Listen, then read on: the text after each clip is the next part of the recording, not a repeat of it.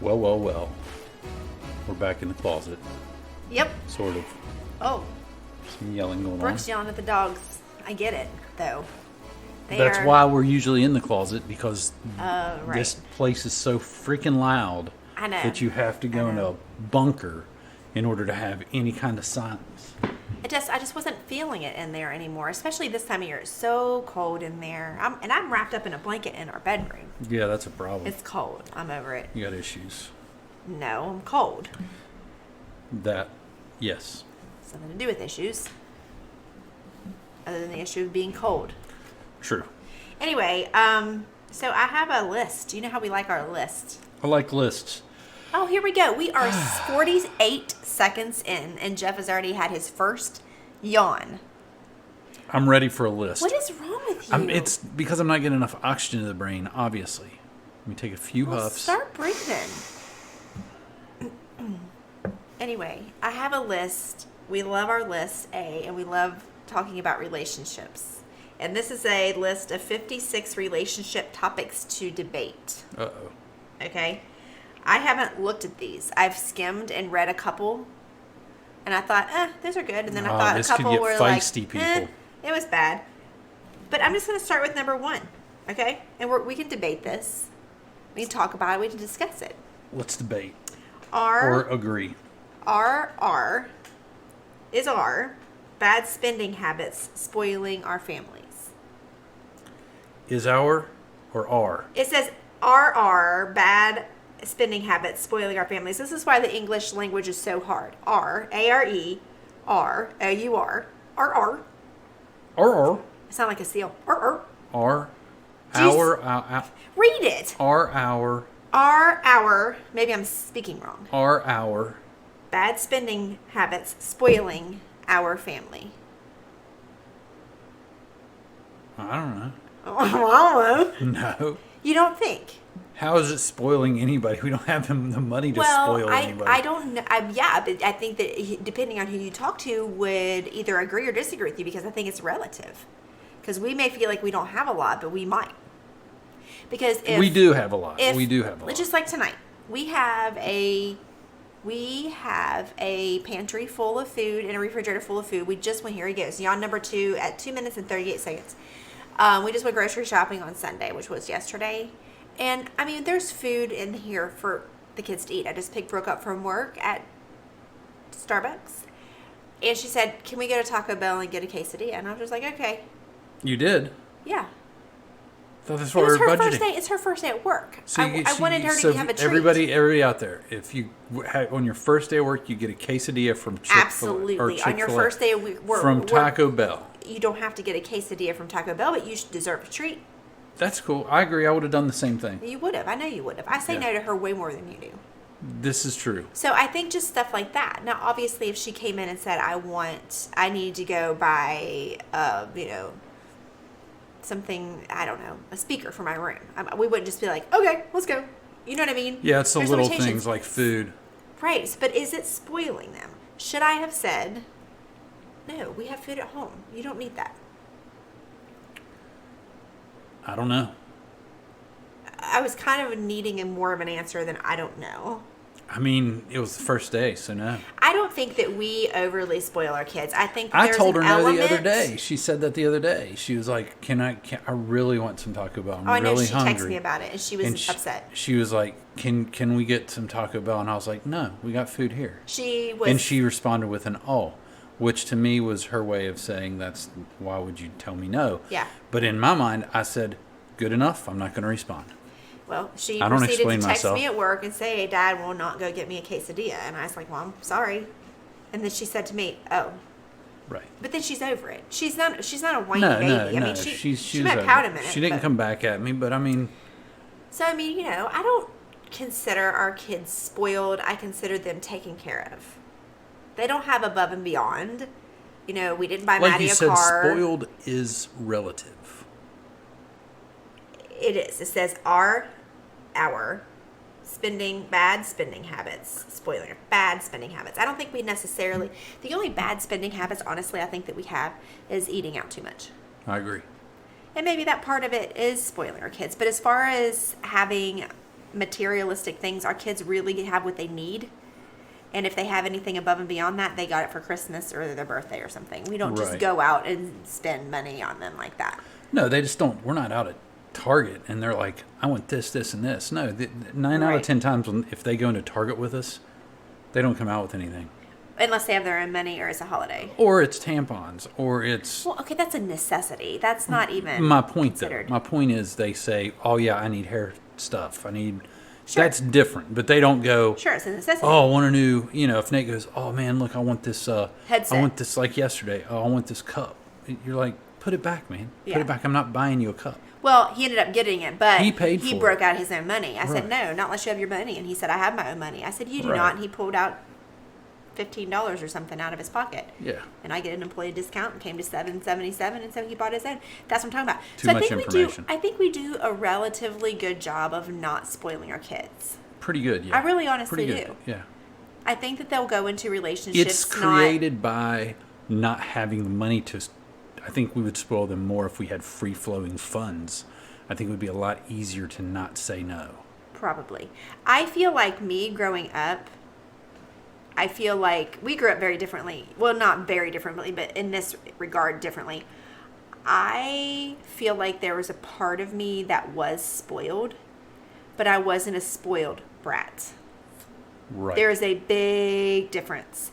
You can be spoiled, and you can also be a spoiled brat. You can be. And I feel like that I would go to my dad, but I didn't take advantage, I think your parents are grounded. They're not going to raise a spoiled brat. I think that... They would punish you for any attitude you had. I've never been the kind of person that's wanted a lot, though. And I'm not trying to toot my own horn, but I haven't been. Now, I did go through a time in high school, or maybe it was shortly before, where I remember this specifically, where I wanted a certain brand of jeans. It was Guess jeans. Okay. Who didn't? And they were $50 or more a pair, and that was to strap my parents. That's expensive. But that's the one thing I was like, well, I can't help it. I can't help it. This is like, I have to have this brand, and they would buy them for me. But I think that if you are a spoiled brat, it spills over into your relationships when you're out from underneath your parents, whether it's marriage, living with somebody, boyfriend, girlfriend, girl, whatever it is, your significant other. And I think I went into our marriage, and I think you could tell I was not spoiled. No, you weren't spoiled. You're because very easy to get along with. You're a very good team player. Because if you raise a spoiled brat, it's going to spill over into their partners, meaning their husband's going to have a hard time dealing with them, or their wife is going to have a hard time dealing with them because they can't supply what they had at home. Right, and I think that's why marriages end is financial deals. It's a lot of times why marriages struggle and fail. And we've had plenty of financial issues which didn't end us. You know what I mean? Right. It's because you're not a spoiled brat and you're a team player and you look at yourself as an equal. Right. And we both pull our weight, but we both are understanding of the realities around us. Right. You know we both do pull our weight, which is why I have this part-time job at GNC, because I felt like, with this pandemic going on or whatever, my work conditions kind of changed a little bit, and I lost some stuff. I talked about this before. And so I felt guilty, not because Jeff made me. He never said a word about it. I said, woman, you have 2 weeks. Oh yeah, that would fly. We all know that would fly over. No, he didn't say a word, but I, and just instinctively and internally, was like, I feel like I'm not contributing enough to the family. Yes, I'm taking care of most of all the kids' schoolwork, and I'm making sure all that goes. And yes, I'm training people and taking care of the house and everything. But I felt like I needed to do more, so that prompted me to just check out part-time jobs in the evenings for a few hours. And I ran into GNC. It's perfect. It doesn't pay good at all. Right. So GNC franchise owners, if you're listening, pay your people better. I do not mind working there. I have a good time, but they do not pay enough. I mean, my daughter working at Starbucks gets paid more than I do. Right. And has more benefits. Right. Which I applied to Starbucks, and they ignore the crap out of me. Well, it depends on the timing. Timing is everything. Anyway, that being said, I think that how we raise our kids makes that it will bleed over into their relationships when they're outside of our house. So I think that if you think about that, if you think of the big picture, You may be thinking that you're just supplying their needs, but are we supplying more than their needs all the time, every time they want them? Of course you're going to spoil your kids every once in a while. You know, if you get a raise at work and there's been something they want them, it's fun to everyone's be like, hey, I bought this for you. Sure, yeah. But I mean, every time. I had friends that Jeff growing up, and I'm sure you did too. Every time they asked for something, they got it. Oh, yeah, yeah. And maybe their parents could afford it, but it's beyond of being able to afford it. You're creating a monster. You're building, yeah, you are. Or maybe you're not. I mean, I well, don't but know. You're. It's not helping. Right. Instill discipline. You need to hear no. I heard no a lot as a kid. I didn't hear no a lot, to be honest. I heard no. I got to where I quit asking. I never asked for anything. It was just like, can we go look? Can I go to the mall and look? And see, that's what our kids say to us. And I would never ask for anything. But here's the difference between your family. Because I knew it would happen. I had to earn it. Between your family and my family. Your family had 4 kids. My parents had 2. That's the thing. I was the oldest of 4, so the younger ones probably didn't hear no as much as I did. But when I'm 4, when I'm the number 1, and they've got babies running around the house, they don't have. They got to be tough for it. They got to be like, no, you can't have anything. I got to pay for diapers. We got to pay for babysitters. We got to pay for freaking, outfits every 3 months. Right. You know, so. Yeah, it's. But I wasn't a high maintenance. You're not high maintenance, and I don't think. Well, you have one sibling. I feel like has a little high maintenance, out of the 4 of you. But I think that makes a huge difference because, and I think our kids realize that because they know we have 4 kids versus some of their friends who have 2, or some of their friends who are only kids. But they've even verbalized that to us. We know that. So and so has a car, but we know you can't get, because if you get Maddie a car, you have to buy Brooke's car. Then you have to buy Kaylee's car. You have to buy Nate's car, and I'm not buying any of them cars. No, we're not buying cars. I'm just not. I'm not that loaded. Yeah, I got a car. I had a car before I was 16. You did. I did. And I did too, because you got a car, so I got a car. And my brother had a car, but they had 2, and they knew they only had 2, so they could plan these things. But they didn't pay for my college either. Right. They took out a small loan, but I had to take out a loan, but your parents paid for your college. My dad paid for all my college. So it's kind of like all, you know what I mean? But I could honestly go to my parents when I was in high school and ask them for almost anything, and they would probably not tell me no. But I wasn't irrational about it, though, other than the guest jeans. I wasn't like, I gotta have a. Well, that's just how you are. You know what I mean? So anyway, that's that. That's just how you are. Yeah. So that was number 1. So I think that it's all relative, and like you said, we could be spoiling them, but maybe we're not. It all depends on. I don't think we are. I think we're good at educating them on. I think in our situation we're why not. They can't have certain things and why they have to wait. Right. You know. Right. We have persistent kids, but I don't feel like they're whiny and like. They hear no enough. Yeah. Trust me. But they're persistent. They'll be persistent they'll and wanting come back something. Yeah. And they'll beat on us, and it's just. Right. Yeah. Okay, so number 2. This is a good one. Can love be faked? Can love be fate? Faked. F-A-K-E-D. Can I not talk tonight? Faked. Fake. Can you fake it? Can you fake it? Can you fake love? Fake it till you make it? Can you fake love? No, you can't fake love. I don't think you can either. You cannot fake love. I think that you can fake it at You can first. for a while. Yeah. Sure, yeah. But I don't even know if that would be faking it. You might not even know. You might think you're in love. Who knows? You know what I mean? I think a lot of people get way into their relationships. I think people get married thinking they're in love.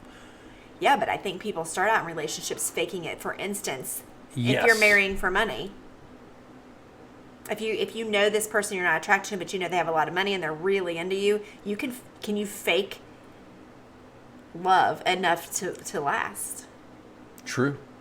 Or you think that you've got a catch and they're too good for you, and everybody around you thinks they're amazing for you, and it's just like not feeling it. You're not really into them, but it's just like, I can't let this person go because they are really attractive and they've got it going on and all this stuff, but but I don't have any chemistry. Right. I think it happens a lot. People don't have the chemistry, but they look good together. They're a power couple or something. They're a power couple. They look good together, but do they really have the chemistry? Yeah. I think that you can go through a relationship faking it for a while, but I think at the end of the day, you're going to run into somebody that you're attracted to, and it's like, I'm faking it with this person and I'm really attracted to this person, and I'm not faking it with this person. And so ultimately that, the non-faked relationship is probably going to win. But I think there's a lot of, and I'm not saying all power couples, there's power couples in every town. Yeah. And I'm not saying that every power couple is faking it, but I guarantee you a fraction. We're not, and we're a power couple. I mean, what defines a power couple, but you know what I mean. Like, I always think like politics or I mean, I feel like maybe we are. I mean, in a way, we've powered through a lot of things. What makes a power couple? I mean, power couples what makes a power couple? Stands a test of time, and I think you can fake it probably for about 30 years, but after that.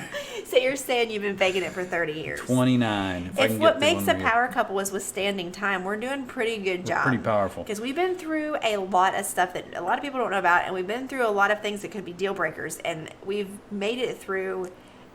I think in the sense for most people, a power couple means money, influence, power. That's what I think. Power. And we're not a power couple in that way. You influence your society. What's it called? Your surroundings. So like a lot of political people. You can really, yeah. Business owners together. I can't talk tonight. I know what you're saying. Like Barack Obama and his wife Michelle. Michelle, yeah, they're a power couple. They're a power couple. Yes, they're both. Yeah, very, I think that in the sense of being a power couple, that would money, success in business. Donald Trump and his wife. No. He was a powerful leader, and she was a prostitute. Listen, right? I'm not was even. Can I say that about the first lady? I don't think she's not first lady. I don't think she was. She was. She always will be. Listen, no. Yeah, but once you are, unless you get him like not thrown out. If you speak of his name again at this table, I'm getting it. She is a. She is not a. I didn't mean prostitute. I take that back. But I think she was like maybe mail ordered, or something. I don't know anything about the Trumps, and I don't care to speak of them anymore. Thank you very much. Wow. Thanks for stopping by. Hey. But I think a lot of power couples probably are faking it, but then a lot aren't. But who knows? So you're talking about some power couples are kind of arrangements. Yeah, like Kim and Kanye, who are divorced now. Yeah, are getting divorced. Like you were watching this show, and you said they were arranged. They are. I think it's because they're both, supposed to be together in everybody's eyes, right? For business and for power. But that's not. That's exactly the way she is. She's not with him. Like she doesn't have it for him, like she does for other people. She has side pieces. But that's not really. She tells them she's in an open relationship, but he doesn't know they're in a relationship. I think he kind of does. I think he kind of does. No. I think the answer to the question would be no. No, you cannot fake love. I think people do try to, but I really think at the end of the day, you cannot fake it. It has to be genuine. Something, yeah. It's got to be genuine for it to last. Yeah, I mean, it's going to be sensed. You can't act like it. No. Okay. Because love, if you're faking it, because love to me, loving somebody, it's when you set aside all of the easy stuff. When you set aside maybe the physical attraction, the sex, and you take that out of it. You take out those type of things, and you put the person on like if you're on your worst day or if you're sick. That's when love kicks in. Right. Right. That's when it doesn't matter. Right. It doesn't matter if you lose your legs. You know what I mean? Okay. Are you referring to when I knew that you really loved me? Oh no, I didn't mean that. I just for in my head for some reason. I didn't lose my legs like permanently, but I did for a summer. Yes. I wasn't paralyzed, but I couldn't walk. I wasn't thinking about that. I'm thinking about more like I would tell somebody, this person's someone that if you have to get stuck with them in a hospital for 6 months because they're in there sick and they can't reciprocate anything. They can't take care of you. They can't fix you a meal. They can't have sex with you. They're thrown up in a bag by their bed. Are you dying to be there by their side? Right. And not looking around anywhere else for any of that comfort. Right. You just love them so much. That's the way I look at it. That's where love is. I agree. And I mean, I'm serious. I mean, I've told this story before, but that's when I knew, long story short, that Jeff really did love me and he was the one for me. It was like we were in high school. It was a year before our senior year, I think. And I had double knee surgery, screws put in, literally couldn't walk I wasn't paralyzed, but I wasn't allowed to walk for a whole summer. I had to learn how to walk again. It was very painful, blah, blah, blah. So my mom had to move my bedroom down to the main floor. Jeff would come over as a high schooler. Yes, he would go with his friends. He'd play basketball, whatever, but he always came over and helped my mom take care of me. I'd feed her pudding and braid her hair. He wouldn't braid my hair, but he would help bring my food. He would sit with me while I ate. He helped with my physical therapy. He'd help my mom get me around. He would take me to the cart me to the pool. And like, I knew that if he was spending time with me as a teenager then like that, and he was taking care of me, and he was actually helping my mom take care of me, then he would take care of me for the rest of my life. Because I was in a certain type of way. And that's when I knew. I was like, I don't care if I'm just a junior in high school. I know I love him, and I know he loves me. And I know that I'm not letting him go. And I've had my claws in ever since. Yeah, you have. And he's still, to this day, is taking care of me. So that's yeah, you can't fake that.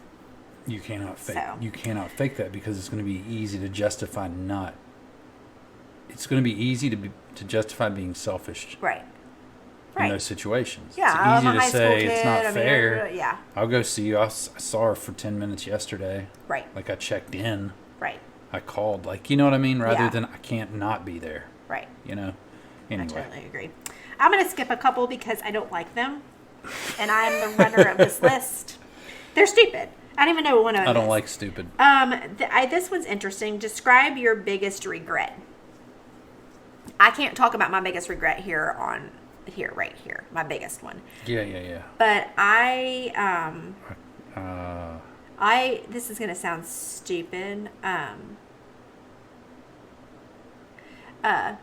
One of my biggest regrets, while you're thinking, one of mine, and this is going to sound very superficial, but I don't care, is not getting myself in shape, not working out, not taking care of myself at an earlier age. Okay. Because it's important at an earlier age. I think my pregnancies would have went better. I know my self-esteem as a young adult would have been better, which would resulted in a rocky time that we had in our relationship was after I started having babies. I mean, to be honest. It was, and a lot of that was hormonal, yes, but a lot of it also was because of the way I felt about myself and the way that I felt my body looked and the way I thought that you thought about me. And, you get all this in your head. If I would have gotten myself into shape before I had babies, so in my mid-20s or early 20s actually, and worked out and do what I do now, then I think it would have prevented a lot of it. It wouldn't have prevented all of it because some of it's hormonal, but it would have prevented a lot of it. And I look at myself now and I'm killing myself and I'm just like really working hard and I'm trying. And then, I look at these girls in the gym, they're in their mid-20s who are killing it and they haven't had babies yet and they got the flat stomach. They have no baby pooch. It's like, I wish I would have done it when you're doing it. You're doing such a good job. Like, you're doing it the right way. I'm so happy to see the young 20-something-year-olds in the gym doing it because they're doing it the right way. Right. It's not ever too late. That's not what I'm saying. But part of me regrets not starting sooner. But then I have another part of me that doesn't regret anything because I am who I am. Right. Because I went through what I did. Yes. I think it makes me a better personal trainer being overweight or have been overweight. I can't talk tonight. Your story's much have been out of shape. The story is what it is because of that.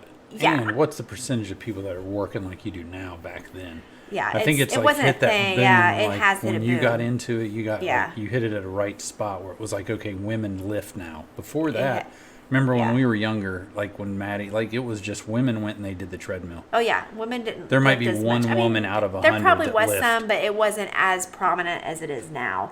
But I guess that's one maybe little regret. But then once I started talking about it just now, talking through it, maybe I don't regret it as much as I thought. It's just what popped in my head first. And I always say to myself, I wish I would have started younger, but I wouldn't have gone through, I don't think be as an effective a trainer an empathetic trainer as I am now, because there's trainers out there who can't be empathetic because you were never in your client's situation. I was in a lot of my client situations, not all of them, but a lot of them.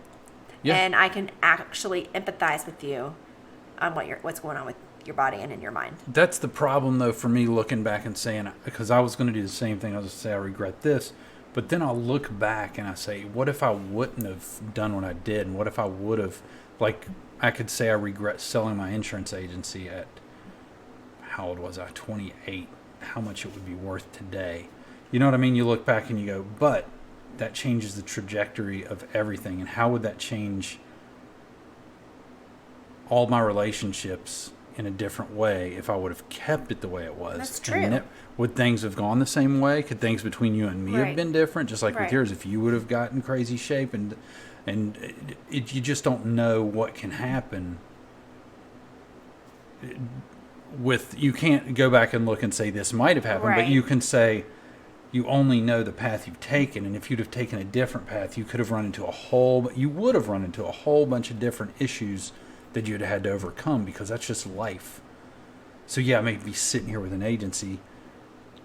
I may have made the decision. We may have made the decision. Maybe sitting here with an agency that's worth a lot more, and I may be doing it. I don't think I would want that. Well, you would have missed out on 8 But what years if I'm? of an What if I'm not experience. sitting here with you? Well, I mean, you would be, but But what if I'm not? What if Well, I something don't know. happened in that time where I made a decision, or you made a decision, or something happened? You know what I Yeah, I mean? don't know. You just can't know what would happen. so should you really ever regret any decisions that you make? Because the decisions that you make you the person that you are, and you learn through things. Yeah. You know what I mean? I mean, I think there are decisions you make that you could probably regret. I think there's definitely Like decisions drinking you and can make. driving, and then you hurt somebody. That's what I was going to Right. say. Or you lose somebody you really love because of something. Like if I lost you because of something, I was stupid and I ended up leaving you, or you Yeah. left me, and I let it happen. Right.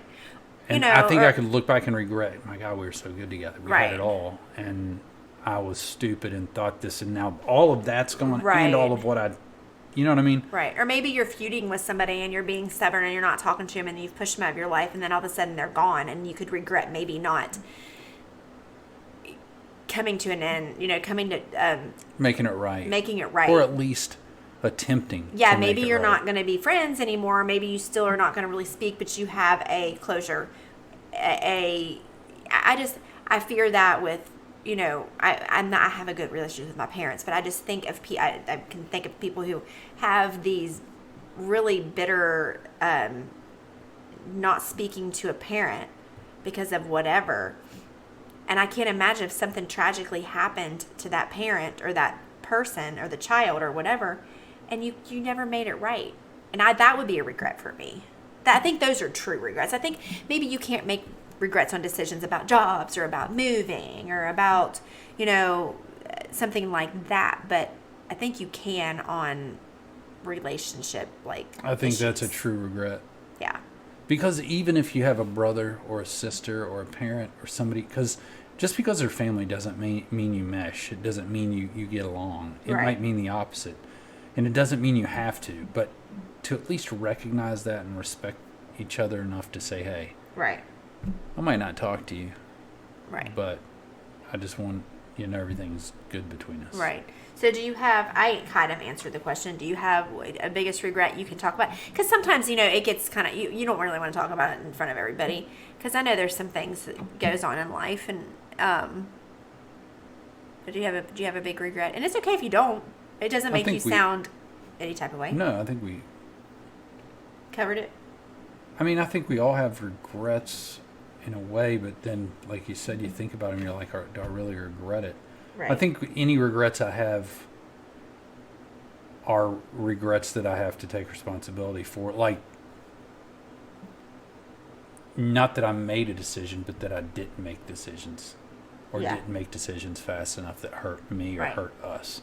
Whether it be financial, not acting the way in a timely manner to deal with something like I should, or those are the type of regrets I can think of when Yeah. I think of regrets in the past. I Is agree. not being proactive about certain things that I knew I needed to be, and it ended up hurting me.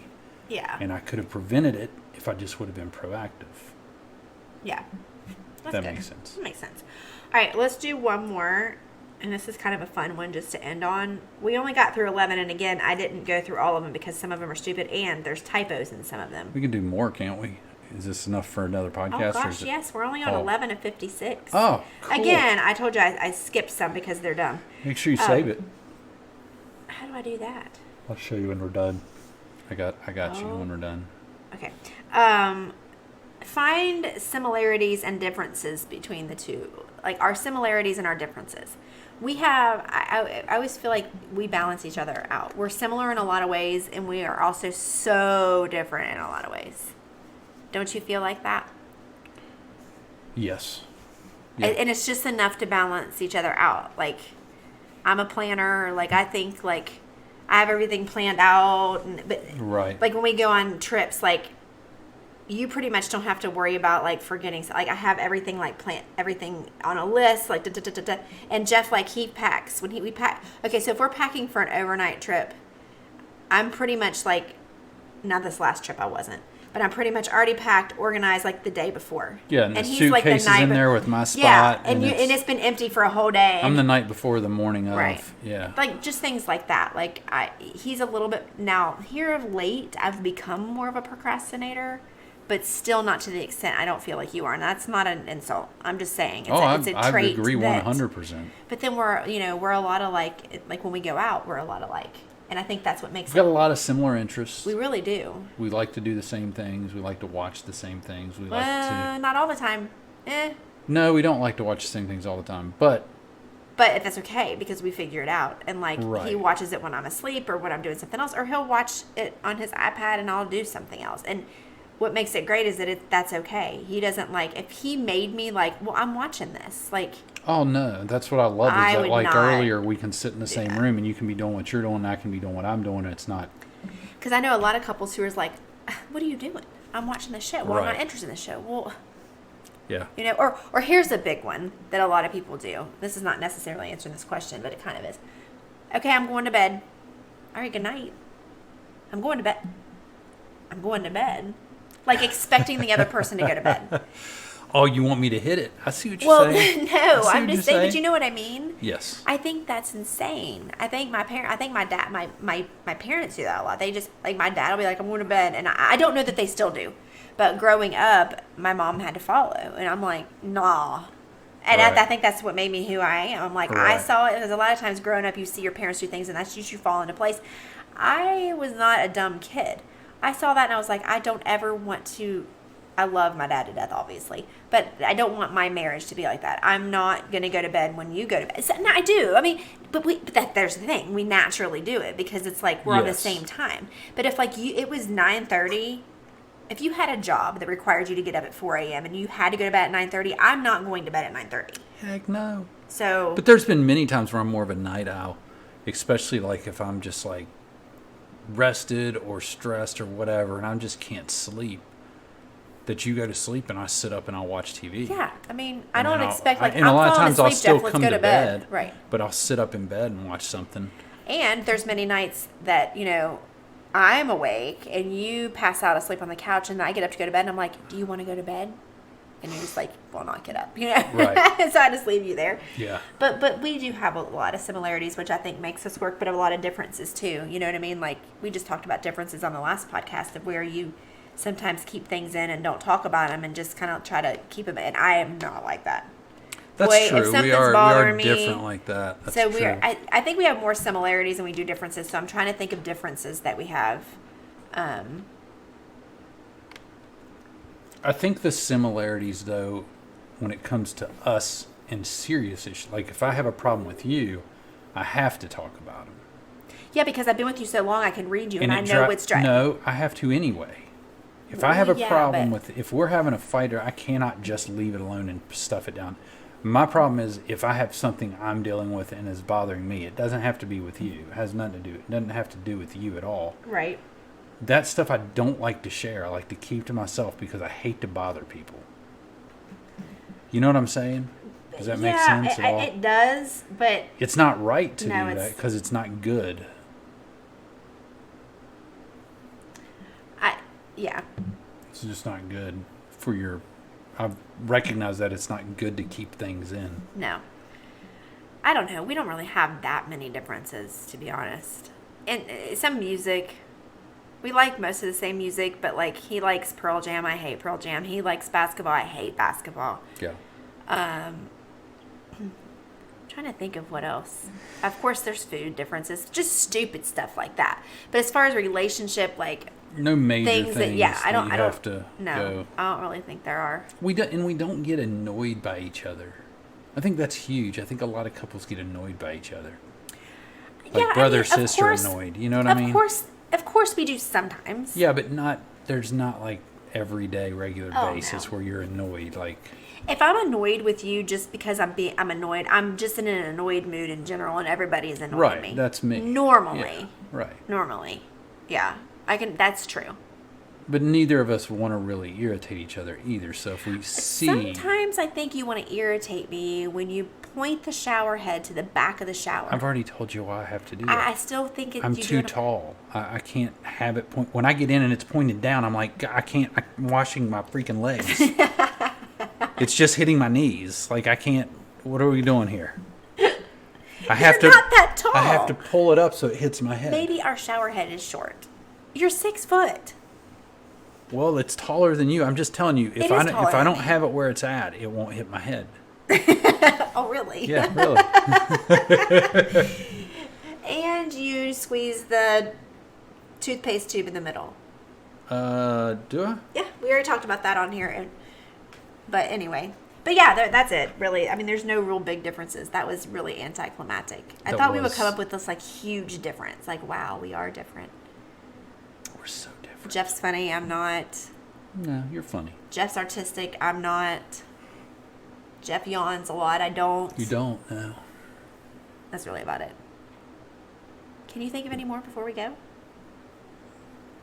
No. I don't think you really put a lot of thought into that. I really don't. I can't think of anything off the top of my head that stands out. Any difference? Do you like red wine? I like white wine. Yeah. You're white. I'm red. Yeah. We both like bourbon. We both like vodka. We both like gin. We're both alcoholics. No, we're not. We're not, but just Definitely saying. not. All right. Well, that was fun. We're on number 11. We can talk more about it here in a couple podcasts. We'll continue this list. Word. All right. Peace out.